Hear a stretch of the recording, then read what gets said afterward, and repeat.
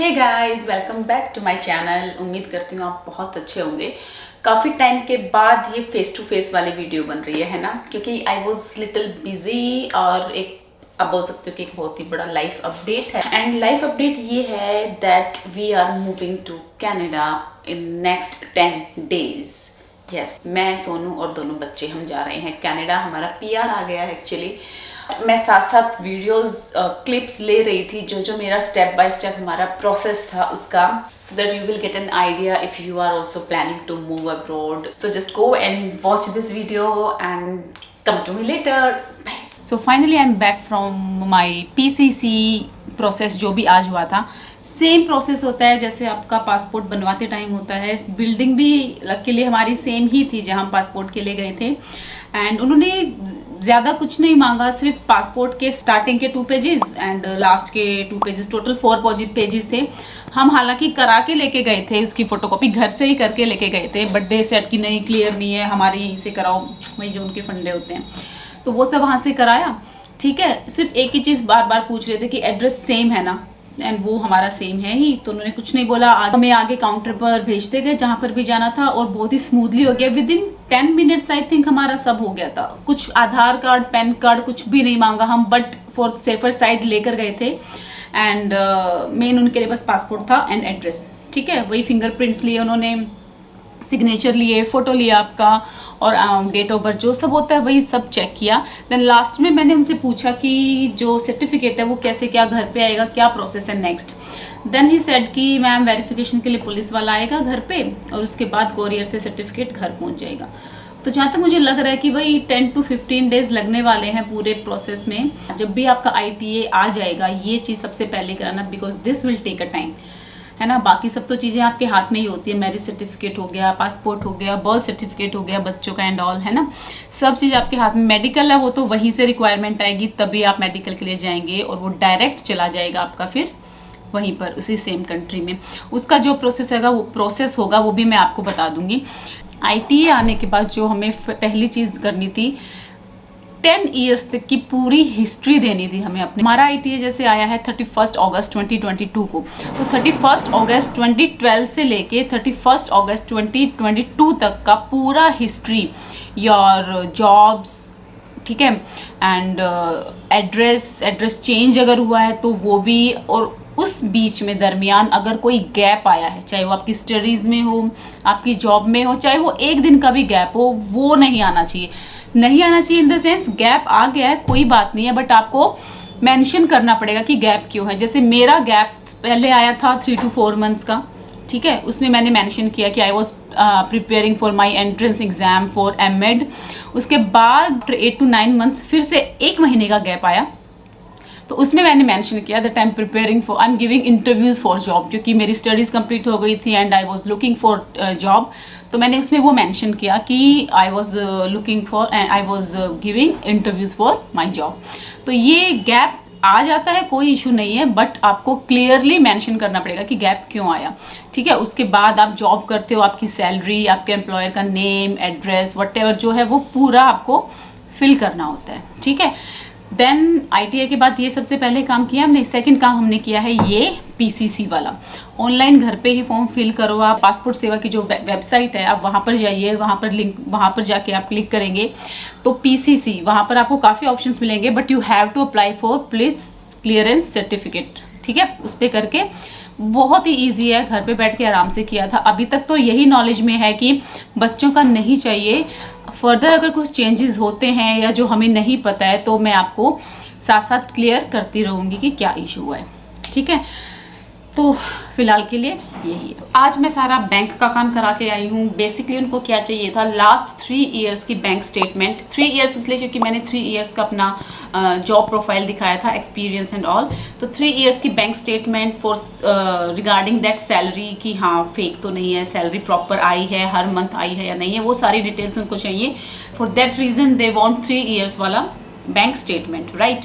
And second thing, same bank से balance certificate means proof of funds, right, कि आपके account में आज के दिन कितना पैसा है, वो सब, वो जो बैंक होता है उनके लेटर हेड पे निकलता है। Balance certificate with 3 year statement मैं सारा उनसे लेकर आ गई। स्टेटमेंट मैंने उनसे मेल करा लिया था, क्योंकि अगर आप हार्ड कॉपी निकालोगे तो वो चार्ज करते हैं, और वो बहुत ज़्यादा जा रहा था मेरा, क्योंकि as you know impulsive shopping. तो कहते मैम आपको तो बहुत सारा हो जाएगा, बहुत पैसे लग जाएंगे ये। मैंने कहा ठीक है आप मेल कर दो। तो वो हमने मेल करा लिया, बैलेंस सर्टिफिकेट ले। फिर मेरा एक और HDFC में भी मेरा अकाउंट था। यहाँ पर HDFC में सिर्फ प्रूफ ऑफ फंड्स दिखाना था मुझे, तो वो 3 month 6 months up to you, जितना आप दिखाना चाहो आप दिखा सकते हो, बट एटलीस्ट 3 मंथ्स का तो होना चाहिए। तो वहाँ से भी मैं बैलेंस सर्टिफिकेट लेकर आई, and they were very cooperative HDFC bank वाले। तो वो सब हो गया, वो सब हमने स्कैन करके अपना डाल दिया उस पर। तो ये चीज़ हो गई। पुलिस जो क्लियरेंस सर्टिफिकेट है वो भी मेरा आ गया है, मेरे पास ही रखा है, मुझे अब ये स्कैन करके रखना है। विदिन 1 वीक हमारा PCC जो है, पुलिस क्लियरेंस सर्टिफिकेट, वो हमारे घर पे आ गया। तो अब तक हमने किए हैं ये 2 काम, फर्स्ट PCC, सेकंड बैंक वाला। और यही 2 चीज़ें थी जिसमें सबसे ज़्यादा टाइम भी लगता है और भागा दौड़ी भी बहुत होती है। बैंक में मेरी भागा दौड़ी थोड़ी ज़्यादा हुई, जो गवर्नमेंट वाला बैंक था। PCC में इतना नहीं हुआ, और HDFC में तो बहुत ही स्मूथ था। तो फिलहाल के लिए 2 काम हो गए हैं, और आगे जो नेक्स्ट स्टेप्स हैं वो मैं आपको बताती रहूँगी। और अब मुझे अपना व्लॉग, नॉर्मल डे वाला व्लॉग कंटिन्यू करना है। Bye bye. तो कनाडा PR के प्रोसेस में नेक्स्ट स्टेप था हमारा मेडिकल कराने का। तो हम चारों गए थे कल मेडिकल कराने। हमें कल 11 o'clock की अपॉइंटमेंट मिली थी। धोला कुआं के पास है शांति निकेतन करके, वहाँ पर हमने कराया था चारों का मेडिकल। हम चारों का हुआ था, ठीक है, क्योंकि PCC तो सिर्फ हम दोनों का हुआ था, मेरा और सोनू का। मेडिकल चारों का हुआ था। और उसमें मेडिकल में क्या था, जो अबव 11 ईयर्स होते हैं, जैसे मैं और सोनू, हमारा तो हुआ ही था X-ray, blood test, urine test, ये 3 हुए थे। आयुष का यूरिन टेस्ट एंड एक्सरे 2 हुए थे, ब्लड टेस्ट नहीं हुआ था। और आद्विक, ही इज बिलो 11, तो उसका सिर्फ और सिर्फ यूरिन टेस्ट हुआ था, ना उसका ब्लड टेस्ट हुआ था और ना ही उसका एक्सरे हुआ था, ठीक है, ये था। और अगर मैं चार्जेस की बात करूँ तो हम चारों के लगभग अराउंड 25,000 लग गए थे। और उसमें क्या 2.5 से 3 घंटे आराम से लग गए थे वहाँ पर प्रोसेस में। जो रिपोर्ट है वो विदिन 7 वर्किंग डेज डायरेक्ट वहीं जाएगी, हेड कमांड, हेड कमीशन जो भी होता है आपके कनाडा का, वहाँ डायरेक्ट पहुँच जाएगी। टेस्ट के साथ साथ वो आपको एक पेपर दे देते हैं जिसपे बार कोड होता है। वो आपको जब आप अपने 60 डेज के अंदर जो आपको अपने डॉक्यूमेंट सबमिट करने होते हैं, तो वो बार कोड वाला जो चीज़ है वो आपको उसमें ऐड ऑन करनी होती है 60 डेज वाले डॉक्यूमेंट्स में, जो ITA के बाद आता है। और फाइनली कल ही हमने मेडिकल कराया था, और कल रात को ही हमारे डॉक्यूमेंट्स भी हमने सबमिट करा दिए हैं। और डॉक्यूमेंट्स में अगर मैं आपको बताऊं तो उसमें हमने क्या क्या फिल कराया था, मैं आपको ये अभी इसलिए बता, क्योंकि अभी मेरे दिमाग में भी ना सारी चीज़ें फ्रेश हैं। फिर मेरे दिमाग से भी निकल जाता, मुझे तो वैसे ही जल्दी से मुझे तो वैसे ही जल्दी से ये सब चीज़ें याद नहीं रहती हैं। तो मेरे माइंड में फ्रेश है, इसलिए मैं ये वीडियो आज ही बना के रख रही हूँ। इट्स 31 अक्टूबर, ठीक है। तो हमारा क्या हुआ, PCC हुआ मेरा और सोनू का, दोनों का, ठीक है। चारों का मेडिकल हुआ है, मैरिज सर्टिफिकेट, बच्चों की बर्थ सर्टिफिकेट, 10 ईयर्स की प्रीवियस 10 ईयर्स की हिस्ट्री मेरी और सोनू दोनों की। तो ये चीज़ हो गई हमारी, birth certificate, marriage certificate, PCC, medical history, obviously IELTS, my education, और ये सब इकट्ठा करो, स्कैन करो, और वो जो उनका है उसमें हमने डाल दिया था और हमारी सबमिट हो गई थी। वहाँ की फीस होती है इसके लिए, ITA के लिए। जब ITA के बाद जब आप डॉक्यूमेंट सबमिट करते हो ना 60 डेज के अंदर, उसके बाद वो आपसे फिर फीस का ऑप्शन आता है। तो वो हमारा था अराउंड 3,000, नॉट अराउंड, मुझे एग्जैक्ट याद है क्योंकि कल ही किया था। तो अमाउंट था $3,360 Canadian dollar.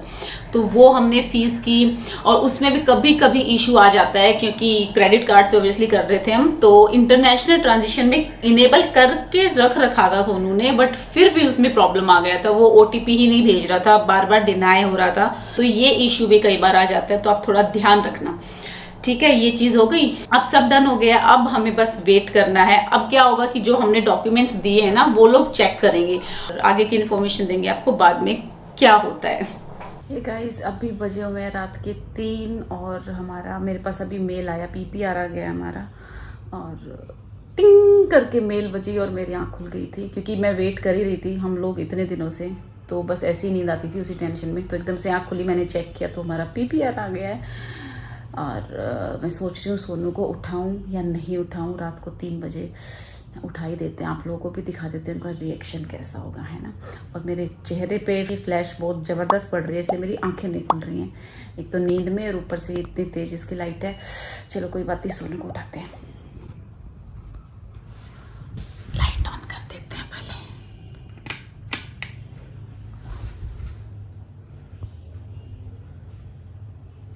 Sonu Sonu Sonu, PPR आ गया अपना, मेल आई है अभी मेरे पास रात को 3 बजे। सोनू यार सुनो तो, PPR आ गया, PPR आ गया। तो यार अभी PPR में बैठ के कनाडा जाओगे क्या? सो जाओ यार, सुबह देखेंगे। यार इस आदमी को कभी कभी कोई एक्साइटमेंट नहीं होती इस आदमी को जिंदगी में। चलो हम लोग ही खुश हो लेते हैं, है ना। इनको अच्छे से सुबह बताएंगे, फिर इनको सोने दो और आप लोगों को भी गुड नाइट। मैं वापस सो जाती हूँ।